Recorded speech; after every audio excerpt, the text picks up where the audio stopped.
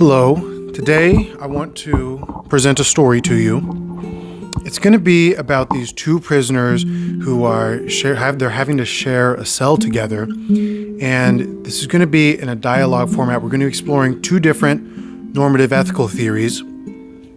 So our two characters, they're Danny and they're Marcus. Danny, he's going to be taking the perspective and kind of embodying the Kantian ethics and the categorical imperative, and he's in the white. And then we have Marcus, who's in the black, and he will be representing utilitarianism. He'll be kind of embodying that idea.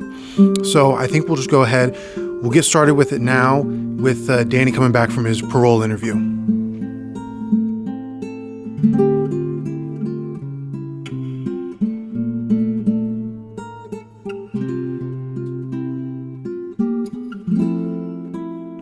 Man, this is just ridiculous. They really expect me to confess for this?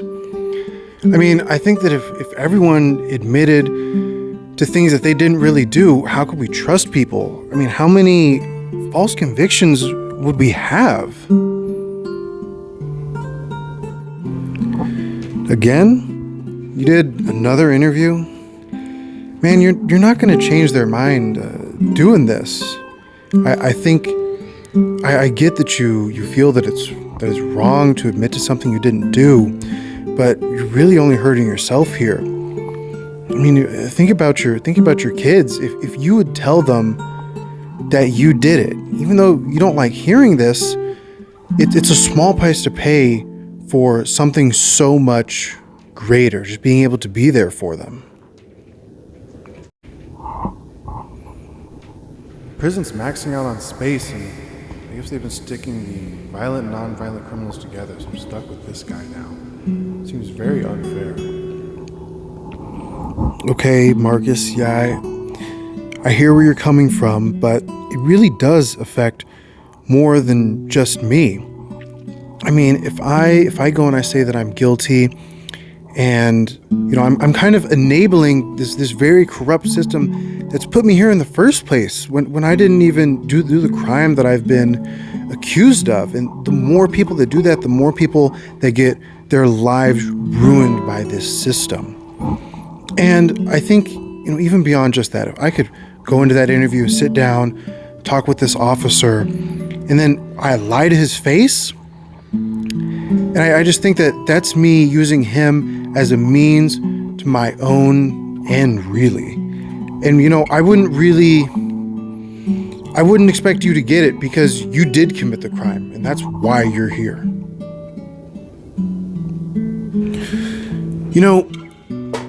You're always trying to use these rules that you have for every situation and every context, and I think that you seem to like to act noble, but you really don't know every situation. You don't know the context. I don't think that you understand what I experienced that night, and I don't think you'd have any idea what to do.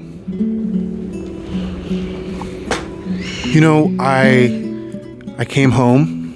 It was late at night, and the front door was wide open. I've got a wife and kids at home. I didn't know what was going on.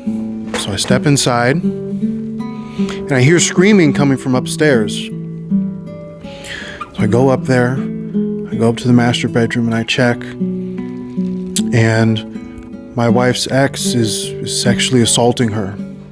And I couldn't handle seeing that. I grabbed him and I pulled him off and I threw him onto the ground. And I started beating him. I kept beating him. I didn't even need to keep going, but I kept going, and it felt right. It felt deserved. I felt like I was protecting my family and doing what needed to be done. And I don't think that you can just know what someone should do in that situation. So why don't you tell me?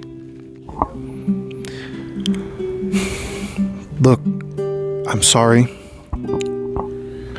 I do think that I was probably a bit too quick to judge you there. I can admit that. But I don't think that your reasoning is entirely justified. I understand being very upset in that situation, of course. But I think you yourself even said that you kept going even when you didn't need to go. And I think that kind of highlights one of the problems that I see here is that it's kind of a bit of a slippery slope. When we're looking at just the consequences, just the outcomes of whatever course of action that we choose, I think it's really easy for us to continue pushing our own agenda in using the justification of the situation to make it seem reasonable and going beyond what is reasonable. So I think that even you would agree that you didn't need to keep hitting that man. That man didn't need to die, even though he did something terrible. I think you were entirely right to protect your family in that situation. I think that ultimately it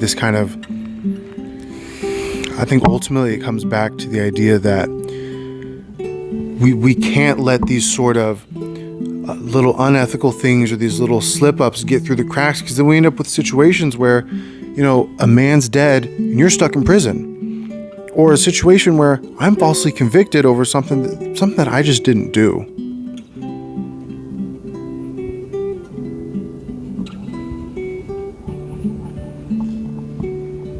What is this?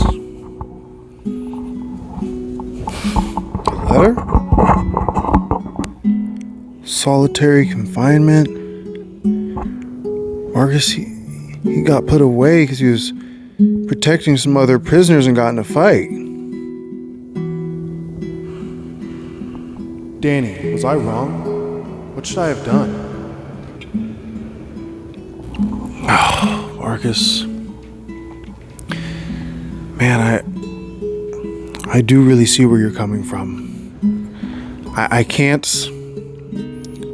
agree with what you've chosen to do, but I really respect your conviction and your passion. And I think I want to take that with me, and I want to fight from the inside. I want to do it the right way so that I can fight this false conviction, so I can, like you said, I need to get out there and take care of my family at the end of the day. So you see, on the one hand, we have Danny and his Kantian ethics. On the other, we have Marcus and his utilitarian ethics. I think that we see that they both face these sort of difficult dilemmas that push what their own moral frameworks can really handle. They have things that they agree on, things that they disagree on, and things that they're able to take from the other person in order to enhance their own understandings. So I'd like to thank you for listening to this little story of mine.